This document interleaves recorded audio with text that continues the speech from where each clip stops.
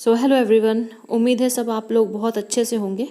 आपके स्क्रीन पे एक सिलेबस का ये स्क्रीनशॉट मैंने डाला हुआ है।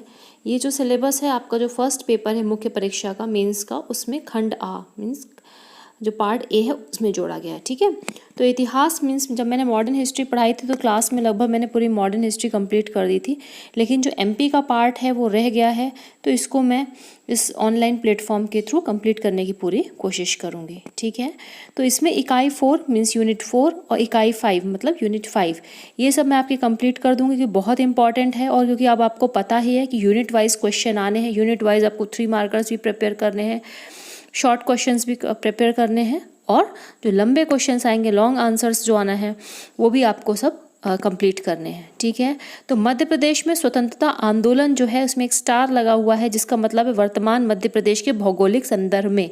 कहने का मतलब यह है कि जब से पहले अविभाजित जो मध्य प्रदेश था, मीन्स जब उसके साथ छत्तीसगढ़ भी था, तो वो सब चीज़ों को हमें नहीं कंप्लीट करना है। जो आज की स्थिति है उसे हमें कंप्लीट करना है।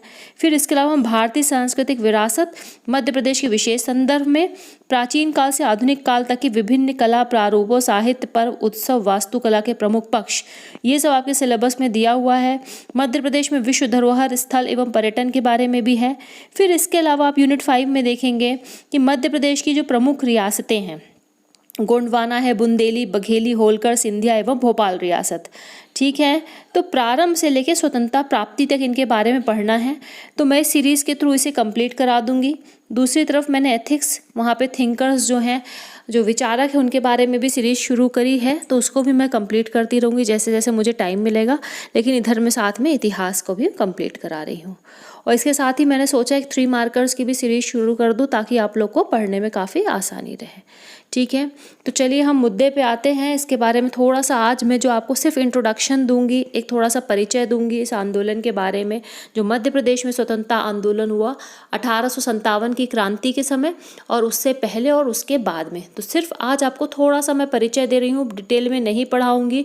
डिटेल में फिर एक एक जितने भी महान लोग थे इनके बारे में फिर मैं आगे की वीडियो में इसको कवर करती चलूँगी। ठीक है, तो जैसा आपको पता ही है कि मध्य प्रदेश की जो माटी है, उसके वीर सपूतों ने अपने प्राणों की आहुति देकर देश को अंग्रेजी गुलामी से कह सकते हैं उन्होंने हमें आज़ाद कराया।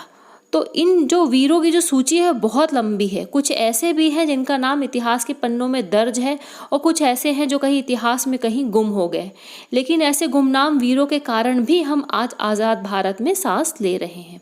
ठीक है, ये ध्यान रखिएगा। मध्य प्रदेश में हुई 1857 की क्रांति से जुड़े जैसे टांट्या भील, खरगोन हो गए, जो आसपास अब ये सब जितने भी रिवॉल्ट हो रहे हैं सब आसपास ही उसके डेट के हो रहे हैं। ठीक है, शेख रमज़ान है सागर से, राजा ठाकुर प्रसाद राघवगढ़ से थे, नारायण सिंह रायपुर से थे, सादत खान महू, रानी अवंतीबाई रामगढ़, भीमा नायक मंडलेश्वर, शंकर शाह गढ़ा मंडला से थे, डेलन शाह जो थे वो कहाँ से थे, नरसिंहपुर, और सुरेंद्र भाई संबलपुर छत्तीसगढ़ में, अब तो छत्तीसगढ़ में चला गया तो हालांकि उनके बारे में नहीं पढ़ाऊंगी।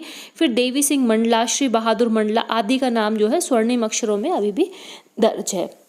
उसके बाद ये ध्यान रखिएगा जो तात्या टोपे और रानी लक्ष्मीबाई हैं, उनका भी नाम मध्य प्रदेश से जुड़ा हुआ है, क्योंकि ग्वालियर में भी आकर के इन्होंने अपना संघर्ष किया था। ठीक है, और इसके बारे में हमको डिटेल में भी थोड़ा पढ़ना है, क्योंकि अब यूनिट वाइज क्वेश्चन आने हैं। दूसरी तरफ हमको क्या करना है, 3 मार्कर्स भी इनके बारे में प्रिपेयर करना है, क्योंकि अभी आपने पीटी का भी क्वेश्चन अगर उठा के देखा होगा तो आपने देखा होगा किस तरह से कहीं से भी अंदर से उसको काफ़ी गहराई से भी क्वेश्चन लिए जा रहे हैं। ठीक है, और ये तो हो गया 1857 की क्रांति के जो मुख्य नाम थे। उसके अलावा 1857 की क्रांति से पहले भी आप देखेंगे कुंवर चैन सिंह जैसे महान योद्धा जो 1824 में, और महाकौशल क्षेत्र में जो विद्रोह हुआ 1818 में, रायगढ़ के जो देवनाथ सिंह थे उन्होंने 1833 में जो विद्रोह किया, राजा हृदय शाह लोधी जो हीरापुर 1942 में जिन्होंने विद्रोह किया अंग्रेजों के खिलाफ। तो ये भी हमें पढ़ने का ज़रूरी है, क्योंकि 1857 की क्रांति का एक तरह से कह सकते हैं इन लोग ने यहाँ पे पृष्ठभूमि भी बनाई थी, तो इनके बारे में भी जानना बहुत ज़रूरी है, पीटी के हिसाब से भी और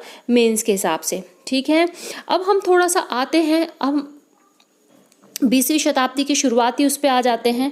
ठीक है, तो अगर हम राष्ट्रीय स्वतंत्रता संग्राम की बात करें और डॉक्टर हरि सिंह गौर, माखनलाल चतुर्वेदी, पंडित रविशंकर शुक्ला, डॉक्टर राघवेंद्र, दादा साहेब खापर्डे, श्री प्रेमचंद्र उस्ताद मौलाना बरकतुल्लाह जी के बारे में बात ना करें तो ये सही बिल्कुल नहीं होगा। इन्होंने भी अप्रतिम योगदान दिया, ठीक है।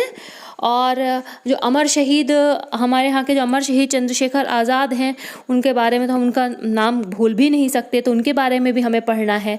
फिर इसके अतिरिक्त तो जो छोटे छोटे अपने आंदोलन हुए, चाहे झंडा सत्याग्रह जो जबलपुर में हुआ, जंगल सत्याग्रह जो घोड़ा डोंगरी बैतूल में हुआ, नमक सत्याग्रह जो जबलपुर में हुआ, पंजाब मेल हत्याकांड जो खंडवा में हुआ था, चरण पादुका नरसंहार छतरपुर, सोहावाल का नरसंहार, त्रिपुरी अधिवेशन, चावल आंदोलन जो रीवा में हुआ।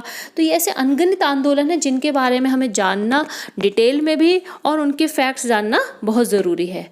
तो उम्मीद है कि आपको वीडियो कुछ पसंद आया होगा और थोड़ा सा आपके दिमाग में एक रफ स्केच तो बन ही गया होगा कि हमें आगे इसे कैसे कवर करना है। तो ठीक है, इसके साथ मैं कोशिश करूँगी कि इस बारे में रोज़ एक वीडियो इसका डालती रहूँ ताकि आपकी पढ़ाई सुचारू रूप से चलती रहे। ठीक है, फिर कल मिलेंगे एक नए वीडियो के साथ। Till then take care and good bye.